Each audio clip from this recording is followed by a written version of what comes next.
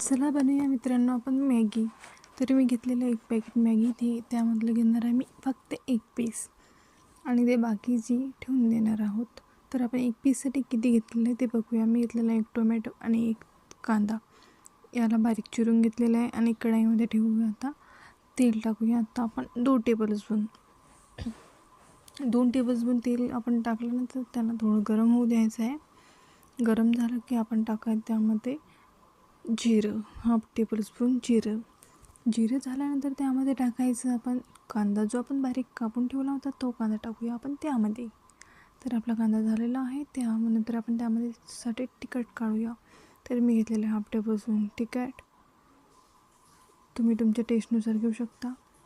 हळद, धनिया मसाला आणि गरम मसाला, हे सर्व एक मिक्सचर करून देऊया.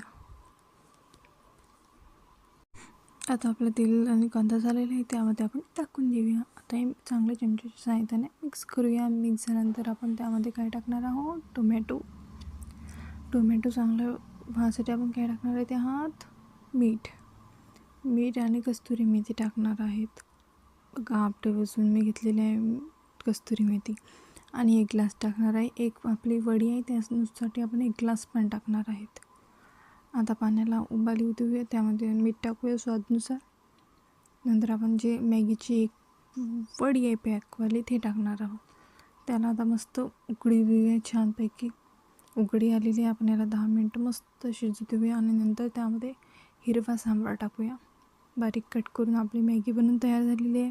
वाव, किती सुंदर. कशी वाटली रेसिपी तर सांगा, कमेंट करा आणि सबस्क्राईब करायला विसरू नका प्लीज. लाईव्ह रेसिपी पाहायची असेल तर सबस्क्राईब करा. बाय बाय दोस्तों.